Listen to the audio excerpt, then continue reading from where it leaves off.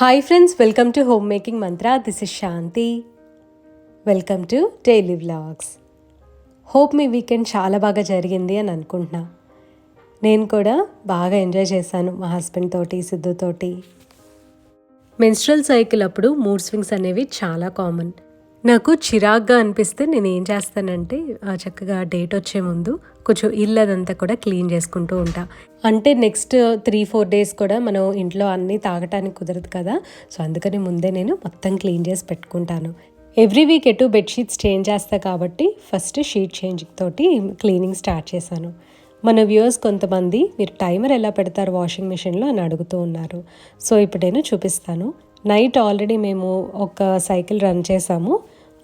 Night on చేసి పెట్టేస్తే morning మేము లేచే టైం కల్లా కూడా క్లీన్ చేసేసి ఉంచుతుంది రెడీగా, మనం తీసుకొని ఆరబెట్టుకోవటమే. ఈ సైకిల్లో బెడ్షీట్స్ని వాష్ చేస్తున్నాను. మెషిన్ని లోడ్ చేసుకున్న తర్వాత డిటర్జెంట్ యాడ్ చేశాను. ఇవాళ బెడ్షీట్స్ వేసా కాబట్టి 60 minutes సైకిల్ రన్ చేసుకుంటున్నాను. సో 60 minutes అంటే మనకి 1 hour చూపిస్తుంది దాంట్లో. యాక్చువల్గా ఈ బ్లింకింగ్ వస్తుందండి, సారీ. అంటే లైక్ ఫోన్లో షూట్ చేస్తున్నా కదా, అందుకే ఇట్లా ఉంది. ఇప్పుడు మనము 60 minutes సైకిల్ సెట్ చేసుకున్న తర్వాత టైం డిలే పెట్టాను. ప్లే బటన్ నొక్కక ముందే మనము టైం డిలేని సెట్ చేసుకోవాలి. నా వాషింగ్ మిషన్కి 3 hours నుంచి టైం డిలే స్టార్ట్ అవుతుంది. అంటే 3 hours కన్నా తక్కువ నేను ఆన్ చేయలేను. 3 hours నుంచి 15 hours వరకు ఉన్నట్లుంది. కొన్ని వాషింగ్ మిషన్స్కి టైం డిలే ఉంది, కొన్నిటికి లేదు. అండ్ యూజ్ చేసే టర్మినాలజీ కూడా డిఫరెంట్ ఉండొచ్చు. నా వాషింగ్ మిషన్కి టైం డిలే అని ఉంది కదా, సో మీ దానికి ఏది ఉందనేది ఒకసారి చెక్ చేసుకోండి. సో ఇప్పుడు 9 hours చూపిస్తుంది.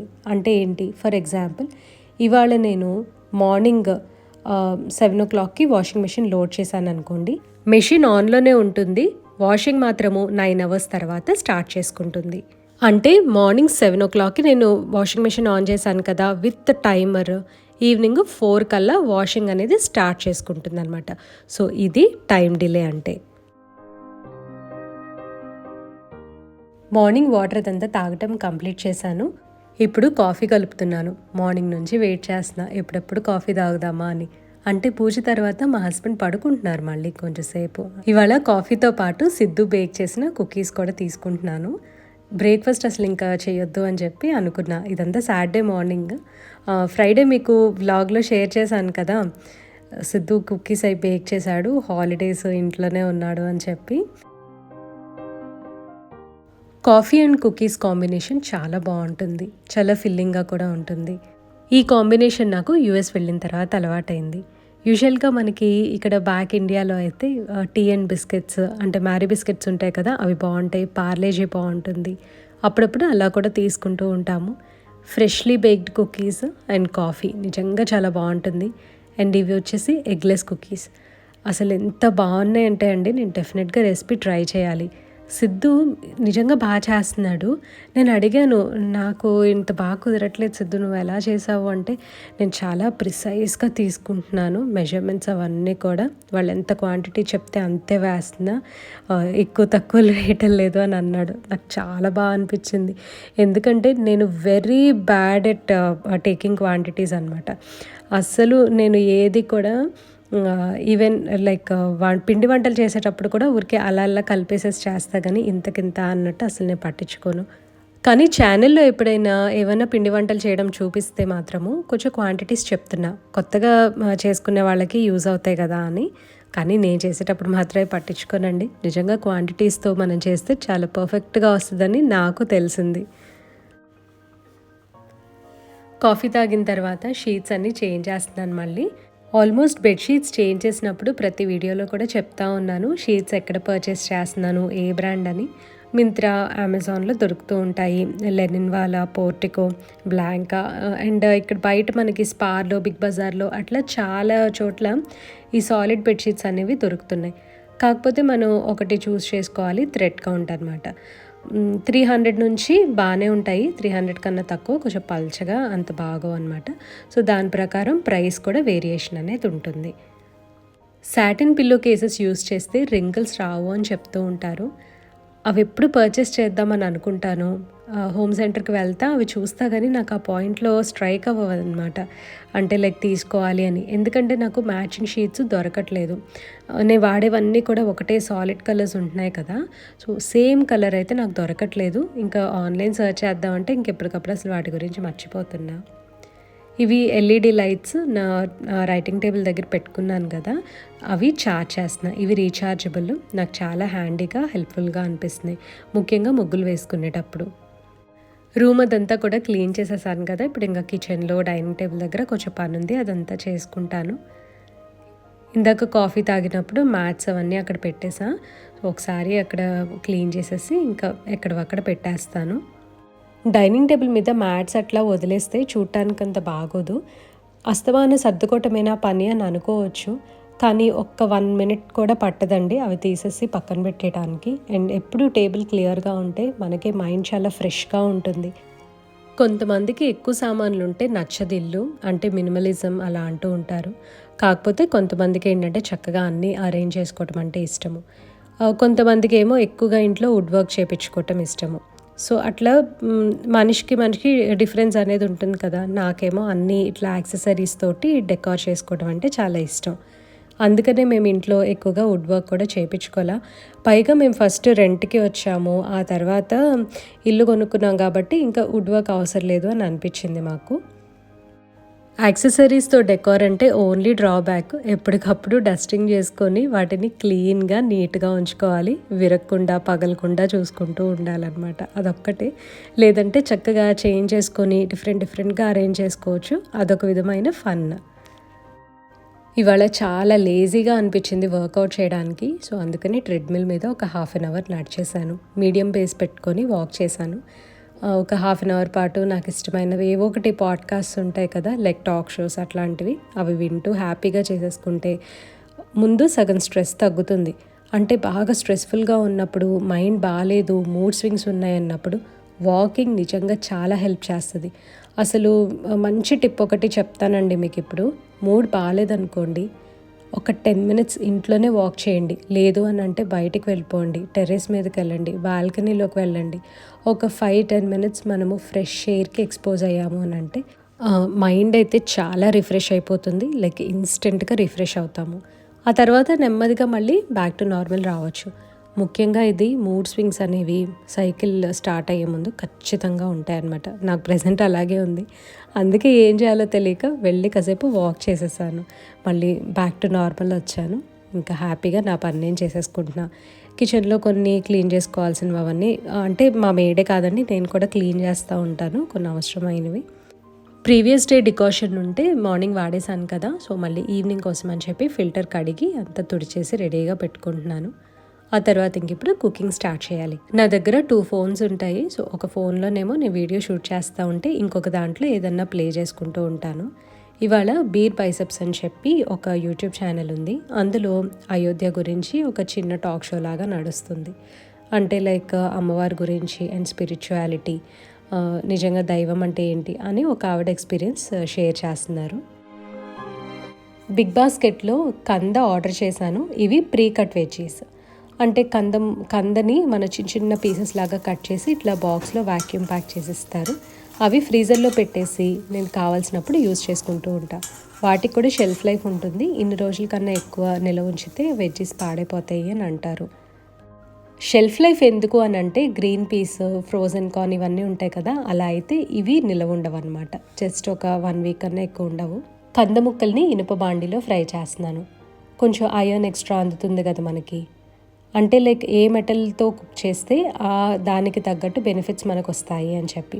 ఐరన్ డెఫిషియన్సీ ఉన్నవాళ్ళు ఖచ్చితంగా ఇట్లాగా ఐరన్ కడాయిలో కుక్ చేసుకుంటే బెనిఫిట్స్ ఉంటాయి అంటారు. ఐరన్ ప్యాన్‌తో ఇంకొక బెనిఫిట్ కూడా ఉంది. మనం నాన్ స్టిక్ యూజ్ చేసే పని లేకుండా iron pan itself acts as a non stick అనమాట. నాన్ స్టిక్ లాగా పనిచేయడానికి జస్ట్ మనం హీట్ చేస్తే చాలు. దీనికి ఎటువంటి ప్రీ సీజనింగ్ కూడా అవసరం లేదు.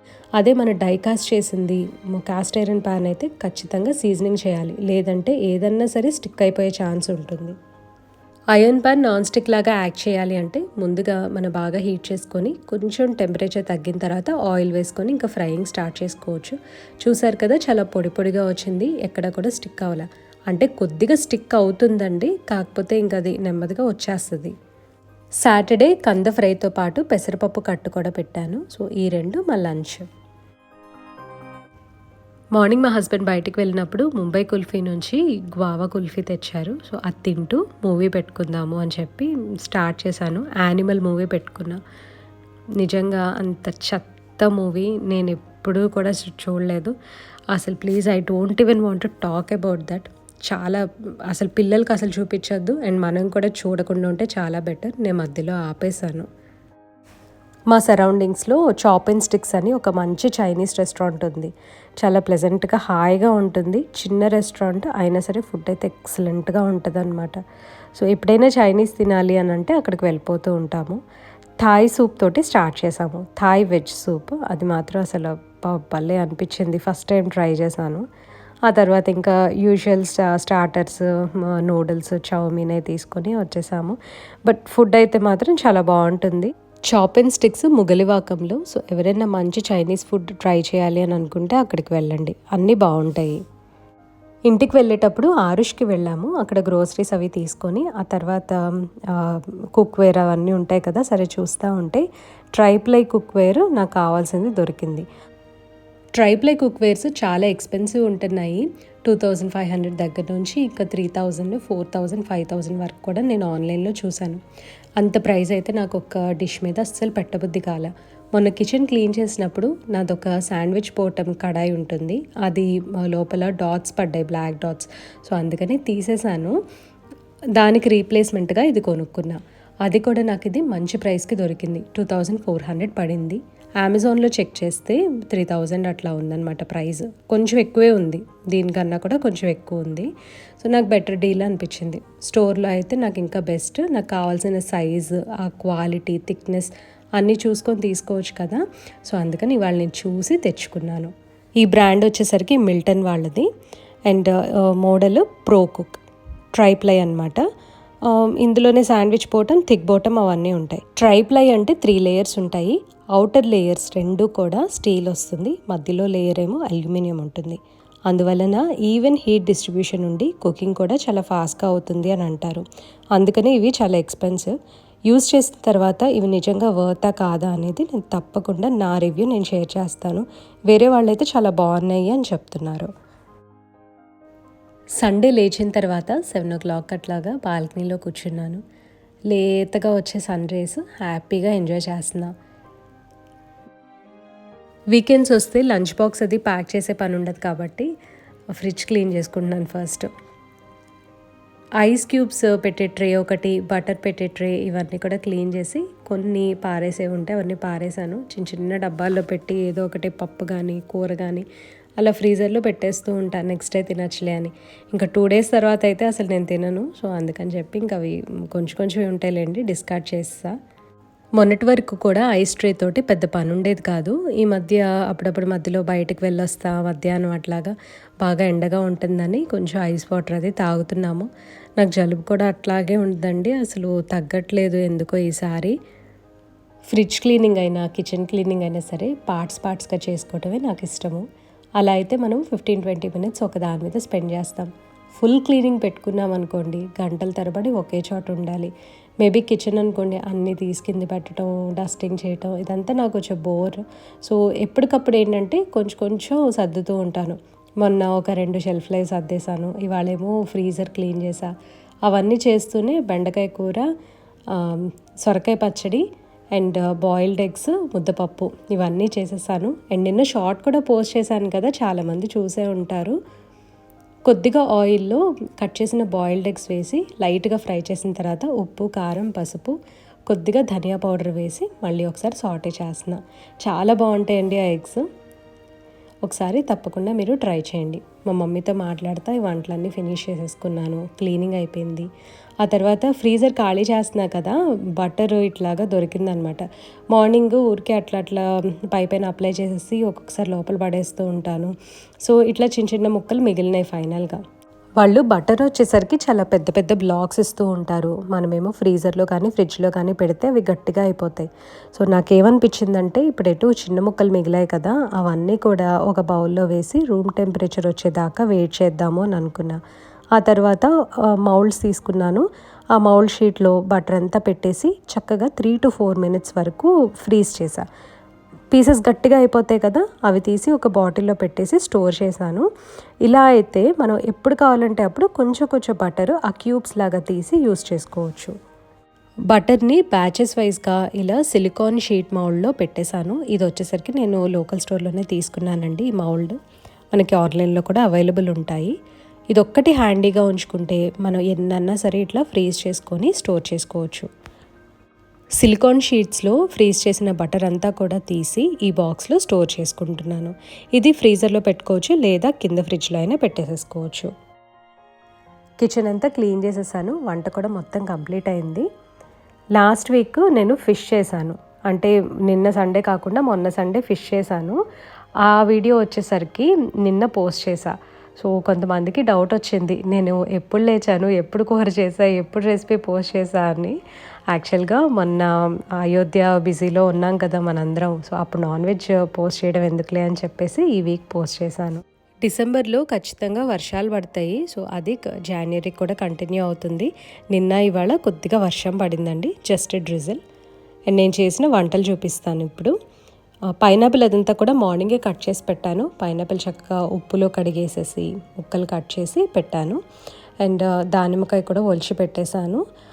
కూరలు వచ్చేసరికి చెప్పాను కదా ఆల్రెడీ ఏమేమి ప్రిపేర్ చేశాను అని. సొరకాయ పచ్చడి, ఇది నేను రెసిపీస్ పెట్టలేదండి, బట్ ఊరికే చూపిస్తున్నా. బెండకాయ వేరుశనగ పప్పులు వేసి ఫ్రై చేశాను. ముద్దపప్పు అండ్ ఎగ్స్ బాయిల్ చేశాను కదా. మధ్యాహ్నము లంచ్ చేస్తూ షార్ట్ కూడా పోస్ట్ చేశాను.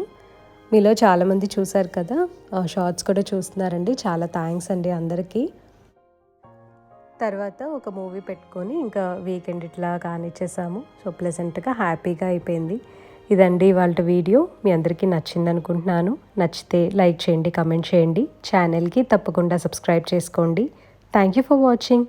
Thank you for your time.